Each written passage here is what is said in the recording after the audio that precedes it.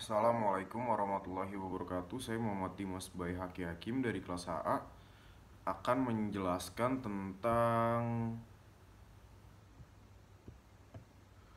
reformasi menuju demokrasi kebijakan luar negeri pada masa presidensi Habibie.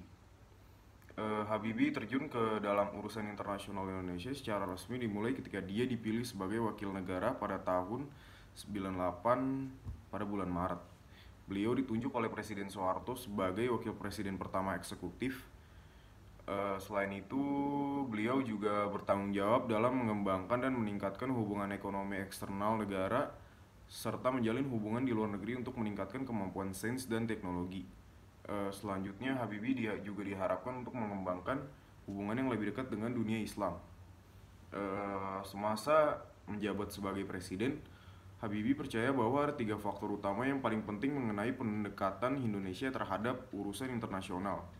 Yang pertama, ada kebutuhan untuk memahami bahwa kebangkitan bangsa telah terjadi. Kedua, tidak ada jalan keluar dari fakta bahwa terdapat perhatian yang besar terhadap hak asasi manusia beserta nilai-nilainya. Dan hal tersebut dianggap sebagai bertanggung jawab integral bagi rakyat dan negara Indonesia. Yang ketiga, pandangan bahwa umat manusia berada di posisi untuk mengendalikan dan mengembangkan aspek fisik dan non-fisik dari kekuasaan. Dalam konteks ini, hubungan luar negeri Indonesia harus dilakukan dengan batas-batas parameter tersebut. Sebelum menjadi presiden, Habibie menyatakan secara terbuka pada sejumlah kesempatan bahwa dia menganggap Presiden Soeharto sebagai mentornya dan merupakan guru politik baginya.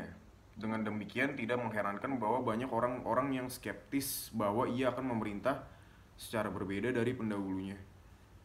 Pada kenyataannya, Habibie menunjukkan di awal masa kepresidenannya bahwa dia adalah tipe pemimpin yang berbeda. Menurut Anwar dalam bukunya yang berjudul The Habibie Presidency Catapulting Towards Reform, Habibie memiliki pendekatan yang berbeda dengan bagaimana Soeharto memerintah dalam masa jabatannya. Pada masa jabatannya, Presiden Soeharto memastikan kontrol politik yang tidak tertandingi dengan memberlakukan sensor ketat terhadap media, membatasi kebebasan berbicara dan berserikat, memenjarakan lawan-lawan politiknya, dan melihat konsep hak asasi manusia sebagai sesuatu yang asing bagi nilai-nilai Indonesia. Presiden Habibie justru melakukan yang sebaliknya. Motivasi dari kebijakan-kebijakan Habibie memang dapat dikaitkan dengan berbagai tekanan. Dengan semangatnya, dia mampu melakukan beberapa inisiatif reformasi yang beberapa diantaranya cukup radikal yang berdampak buruk bagi kepentingan politiknya. Melalui langkah-langkah yang diambil, Habibie menunjukkan perhatian dan komitmen terhadap reformasi untuk mengatasi dan memperbaiki kondisi negara. Jika Habibie hanya peduli untuk memenangkan persetujuan politik, dia mungkin akan lebih selektif dengan memperkenalkan reformasi yang lebih populer dan menghindari kebijakan yang akan memiliki konsekuensi negatif bagi nasib politiknya sendiri. Sebaliknya, Habibie tidak menghindari untuk memperkenalkan sejumlah reformasi dan perubahan yang penting, meskipun dia sendiri mengetahui dengan jelas konsekuensi dari kebijakan dan perubahan tersebut.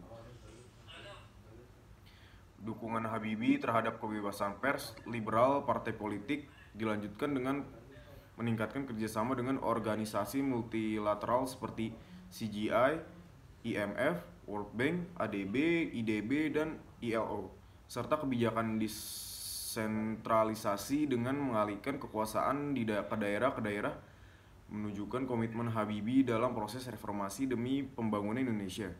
Pada Mei 98 saat melanjutkan pemerintahan setelah Presiden Soeharto, Presiden Habibie berada di posisi yang lemah. Habibie tak hanya mendapatkan perlawanan dari oposisi luar parlemen, tetapi ia juga menghadapi manuver-manuver dari kubu nasionalis maupun tentara dalam tubuh Golkar yang ingin menyingkirkannya melalui sidang istimewa MPR. Mandat reformasi dan demokrasi disuarakan oleh oposisi dari luar parlemen dan mahasiswa. Mengenai masalah Timur Timur, jelas bahwa Presiden Habibie telah penggerak jelas bahwa Presiden Habibie adalah penggerak utama dalam memberikan orang Timur Timur pilihan integrasi atau kemerdekaan, karena Habibie tidak ingin menginginkan persoalan Timur Timur tetap menjadi beban bagi Indonesia di masa mendatang. Pada saat itu, Indonesia mendapatkan berbagai tekanan dari negara-negara barat. Aneksasi Indonesia terhadap Timor Timur dan integrasinya ke dalam Republik Indonesia pada tahun 76. Setelah kepergian pemerintahan kolonial Portugis, tidak pernah diakui oleh Perserikatan Bangsa-Bangsa dan mayoritas anggotanya. Hal ini menjadi penghalang utama dalam hubungan internasional Indonesia dan sangat mencoreng citra negara, khususnya di negara-negara barat. Promosi kebebasan sipil di bidang kebebasan media merupakan langkah reformasi yang paling menonjol yang dilakukan oleh pemerintah Habibie. Pada pemerintahan sebelumnya, Soeharto mengendalikan media tidak hanya dengan berbagai cara melalui kontrol atas izin penerbitan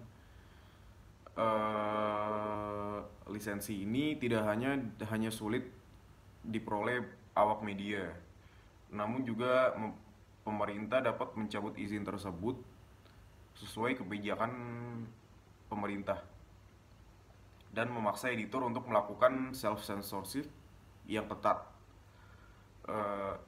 Penutup, sejak berdalinya Presiden Soeharto pada tahun 98 di bawah pemerintahan Presiden Habibie, Indonesia memulai perjalanan menuju demokrasi. Legitimasi kebijakan Habibie pada masa pemerintahannya cenderung lemah karena adanya transformasi pemerintahan secara transisi kritik dari berbagai pihak nasionalis dan oposisi Habibie pada saat itu. Presiden Habibie juga dianggap sebagai pewaris rezim yang otoriter dan efektif oleh berbagai pihak. Namun di lain sisi ia juga terbukti memiliki semangat demokratis yang tinggi. Meskipun banyak yang menganggap kebijakan-kebijakan Habibie sebagai kebijakan yang kontroversial dan menimbulkan berbagai perbedaan terhadap pendapat pro kontra. Kebijakan-kebijakan tersebut telah dibentuk wajah dari sistem politik Indonesia yang demokratis hingga hari ini, sehingga negara demokrasi peringkat ketiga dunia. Sekian dari saya, kurang lebihnya mohon maaf. Wassalamualaikum warahmatullahi wabarakatuh.